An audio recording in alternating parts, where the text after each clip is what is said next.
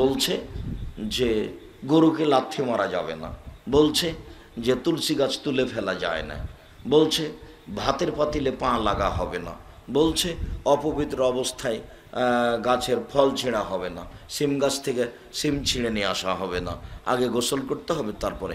আরে গোসল না করে কিছুই করা যায় না, ওটা তো হিন্দুদের কাজ। ওরা আগে ওই যে নতুন বউটা হিন্দু বাড়ির আগে সকালে গোসল করবে, তারপর কোনো কাজে হাত দেবে, নইলে তো সংসার নষ্ট হয়ে যাবে। ওটা তো হিন্দুদের নিয়ম ছিল, উলট পালট হয়ে সব বাড়িতে চলে এসেছে। চাঁপাইনবাবগঞ্জের লোকেরা বলছে যে হাত থেকে যদি গিলাস পড়ে যায় তাহলে কুটুম্ব আসতে পারে, ঘরের ওপরে যদি কাক ডাকে তাহলে কুটুম্ব আসতে পারে। বলছে ওরা যে রাতে বাচ্চা যে মহিলার হয়েছে সে মহিলা যদি বাইরে বের হয় তাহলে লহা হাতে করে বের হতে হবে, নইলে চোরাচন্নি পাখিতে ধরে নেবে। কত যে শিরক আছে, আর সরকারি শিরক তো আল্লাহর হস্তে, কত দিবস আর কত কি তার কোনো হিসাব নেই। জানি না এইভাবে জীবিকা নির্বাহ করো, ফলাফল কত দূর টিকবে। ইবাদতের জগতে, পাপের জগতে সবচেয়ে বড় পাপ হলো শিরক। কিভাবে আপনি কবরের কাছে গিয়ে মানত মানছেন? কবর যে মরে গেছে ও কি পিটিয়ে একাকার করে দিল নাকি তার কোনো ঠিক ঠিকানা নেই। ও আপনার কি দিতে পারে? যে ওখানে আপনি গরু জবাই করে দিলেন, ওখানে কিছু মানত মানলেন, ওর অবস্থা তো কেউ জানে না পৃথিবীতে। মানুষ মরার পরে এমন ব্যবস্থাপনা আল্লাহর, কিয়ামত পর্যন্ত তার সাথে যোগাযোগের কোনো পথ নেই, কোনো পথ নেই। মানুষ যদি ভালো হয় তাহলে কবরে থাকার সময়সীমা বাসর রাতের সমান। বাসর রাতের সমান কথাটা একটু বুঝিয়ে বলেন না আব্দুর রাজ্জাক সাহেব। বাসর রাতের সমান মানে হলো যে মা চাচি খালা ফুফু বাসর ঘর সাজাবে, এটাই ঠিক। বাসর ঘর সাজাতে হবে, কনেকে সাজাতে হবে, এ কথাই ঠিক। বর ঘরে গিয়ে মাথায় হাত দিয়ে দোয়া পড়ে 2 রাকাত সালাত আদায় করবে আগে পিছে দাঁড়িয়ে, তারপরে দাম্পত্য জীবনে যাবে। তারপরে কিছু কথাবার্তা বলল, ধরে নিলাম 10টা 11টার সময় ঘরে গেছে, তারপরে সালাত আদায় করেছে। এভাবে সময় কাটতে কাটতে ঘুমাতে সময় লেগে গেছে প্রায় রাত 2টা। এখন 5টায় আজান হবে, তখন আজানের সময়তে তার নিকটের মানুষ জাগাচ্ছে।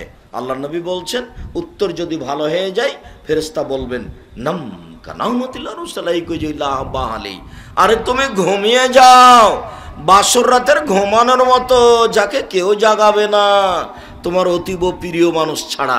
আরে তোমার স্ত্রী ছাড়া তোমাকে কেউ জাগাবে না, তুমি ঘুমিয়ে যাও বাসর রাতের ঘুমানোর মতো। ভাষাটা ফেরেশতা বলবেন কবরের লোকটাকে যদি উত্তর ঠিক হয়ে যায়, বলবেন ঘুমিয়ে যাও বাসর রাতের ঘুমানোর মতো, তাকে কেউ জাগাবে না। 5টা বেজে গেছে, আজান হয়েছে, তখন তার স্ত্রী বলছেন উঠেন আজান হয়ে গেছে। তখন একবারে চোখ এভাবে মুছতে মুছতে বিরক্ত হয়ে বলবার এখনই তো ঘুমালাম, অথচ 4 কোটি বছর থেকে ঘুমিয়ে আছে, 20,000 বছর থেকে ঘুমিয়ে আছে, 50,000 বছর থেকে ঘুমিয়ে। উত্তর যদি ঠিক হয়ে যায়, আর যদি না হয় তাহলে তো অবস্থা যেটা একাধিক শুনেছেন সেটাই। এটা হলো কবর। কিয়ামতের মাঠ, কিয়ামতের মাঠ হলো 1 ওয়াক্ত সালাত আদায়ের সমান। 1 ওয়াক্ত সালাত আদায় করতে সময় লাগবে কত? ধরে নিলাম মাগরিবের সালাত আদায় করতে 7 মিনিট লাগলো, ধরে নিলাম জোহরের সালাত আদায় করতে 10 মিনিট লাগলো, তাহলে 5, 7, 10-এর বেশি 1 ওয়াক্ত সালাত আদায় করতে লাগবে না। বিচারের মাঠে ভালো মানুষের সময়সীমা হলো 1 ওয়াক্ত সালাতের সমান। আর যদি একটু বিচার দেরি হয়ে যায়, একদিন যদি লেট হয় 50,000 বছর, যদি 3 দিন লেট হয় তাহলে 1.5 লক্ষ বছর। আমাদের আপনি উপজেলা চেয়ারম্যান, উপজেলা চেয়ারম্যান তো ভালোই স্বাদ পোষণ করলেন, দায়িত্বের ভালো কথা। যদি সমাজকে কন্ট্রোল করার মতো সুযোগ হয় তাহলে করাও ভালো। আবু যার গেফারি রাদিয়াল্লাহু তাআলা বলছেন আল্লাহ নবী আমাকে একটু আমার এলাকার নেতা করে দেন না। তখন আল্লাহ রাসূল বলছেন করেছো কি তুমি? আরে নেতৃত্ব আমানত, ওটা তো সব রক্ষা করতে পারবে না, ওটা উমারের কাজ, যার রাস্তাতে শয়তান থাকে না। যার রাস্তাতে শয়তান থাকে না। যেটা 20 পনে 20 হয় না তার নাম উমার, যেটা 20 সেটা 20 হবে না তার নাম উমার, তার নাম উমার। নেতৃত্ব উমার দিবে, তুমি কেন এখানে তুমি করেছ কি? তো যদি ওরকম পারা যায় ভালো, একটু যদি 19-20 হয় তাহলে সেটা যে কত কঠিন। একটা টিনের যদি 19-20 হয়ে যায় তাহলে বিচারের মাঠে টিনটা মাথায় তুলে দেওয়া হবে। আর যদি একদিন লেট হয় বিচার তাহলে 50,000 বছর মাথার উপরে টিন থাকবে। আর যদি 3 দিন লেট হয় তাহলে 1.5 লক্ষ বছর। এরপরে দায়িত্ব চালাতে হবে যদি পারে মানুষ উমারের মতো ভালো। কেননা 7 শ্রেণীর মানুষ বিচারের মাঠে বিশেষ ছায়াতলে থাকবে। তার 1 নম্বরে আছে ন্যায়পরায়ণ নেতা, 1 নম্বরে আছে ন্যায়পরায়ণ নেতা। আবার আল্লাহ রসুল বলছেন নেতৃত্ব দিবা, যদি 2 জনের কাউকে নেতা করা হয় তাহলে তাকে ছুরি ছাড়াই জবে করা হলো। আল্লাহ রসুল এটা আবার কি? এইখানে বললেন যে 7 শ্রেণীর মানুষ বিশেষ ছায়াতলে থাকবে, তার 1 নম্বরে আছে ন্যায়পরায়ণ নেতা। আবার এখানে বলছেন যে যাকে 2 জনের নেতা করে দেওয়া হলো তাকে ছুরিবিহীন জবে করা হলো। ছুরিবিহীন জবে করা তো খুব কঠিন কাজ। তার মানে হলো এই যে ঠিকভাবে নেতৃত্ব দিলে দুনিয়া টিকে না, আর অন্যায়ভাবে নেতৃত্ব দিলে পরকাল টিকে না। নেতৃত্ব খুব কঠিন জিনিস, উভয় সংকট, উভয় সংকট। উমরকে একদিন মানুষ ছুরি দিয়ে মেরে দিল, যার কারণে নেতৃত্বের এত মান, যার কারণে নেতৃত্বের অবস্থা এত কঠিন। হুজুর দিয়ে জাহান্নাম উদ্বোধন হবে, তা কি জানেন? মৌলানা সাহেবকে দিয়ে কি করা হবে? জাহান্নাম উদ্বোধন করা হবে। তো মৌলানা সাহেব তো আল্লাহ রসুল বলছেন যে মৌলানা সাহেব হলেন নবীর স্থানে। বলছে আল্লাহ রাসূলুল আম্বিয়া, আরে মাওলানা হচ্ছে না নবীগণের উত্তরাধিকারী, নবীগণের স্থলাভিষিক্ত কাজ করছে, তার মানে তারা কত দামি। তাদের জন্য ক্ষমা চায় আকাশ জমিন, গাছপালা, পশু প্রাণী, জীব জন্তু, কীট পতঙ্গ, যা কিছু পৃথিবীতে আছে সবাই মৌলানা সাহেবের জন্য ক্ষমা চাই। এ কথা আমি বলিনি, এ কথা মুহাম্মদ সাল্লাল্লাহু আলাইহি ওয়াসাল্লাম বলেছেন। আবার মুহাম্মদ সাল্লাল্লাহু আলাইহি ওয়াসাল্লাম বলেছেন জাহান্নাম উদ্বোধন হবে মৌলানা সাহেব দিয়ে। তো ঠিক নেতৃত্ব তাই।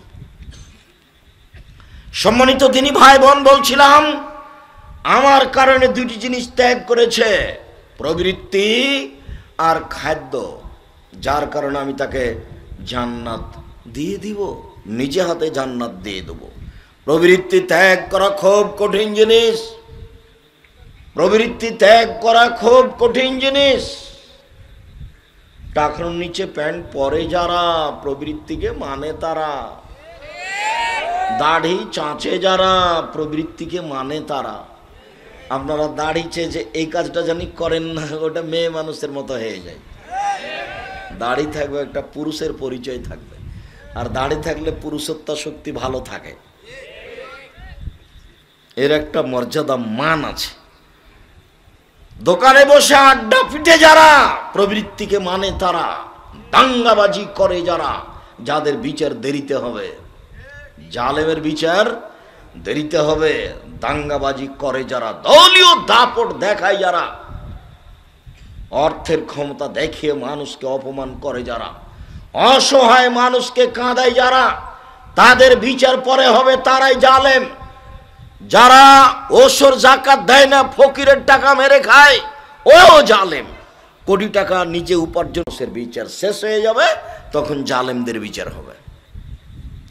বিচারের মাঠে থাকতে থাকতে সময় পার হয়ে যাবে। যারা সুদ খায় তারাও জালেম, ওদের বিচার দেরিতে হবে, ওদেরকে রক্তের নদীতে ফেলে দেওয়া হবে, আর পাশ থেকে পাথর মেরে মেরে তার মুখকে ভেঙে চৌচির করা হবে। যতদিন পর্যন্ত মানুষের বিচার শেষ না হচ্ছে ততদিন পর্যন্ত ওকে রক্তের নদীতে ফেলে রেখে তার মুখের উপরে পাথর দিয়ে মেরে মেরে তাকে শাস্তি দেওয়া হবে। আর দুনিয়াবি ব্যাপারে বলেছেন কেউ যদি 1 টাকা সুদ খায় 23 বার জেনা করে যত পাপ হবে, 1 টাকা সুদ খেলে তার চেয়ে বেশি পাপ হবে। তিনি বলেছেন সুদের পাপের 70টি ভাগ আছে। ছোট ভাগ হলো মার সাথে জেনা করলে যেমন পাপ হয়। তিনি বলেছেন সুদের ফলাফল নিঃস্ব, যারা সুদ খায় তাকে একদিন ভিক্ষা করে খেতেই হবে। ও খাক আর তার ছেলে খাক, সুদের ফলাফল নিঃস্ব, একদিন না একদিন তাকে ফকির হতেই হবে, আজ হোক আর কাল হোক।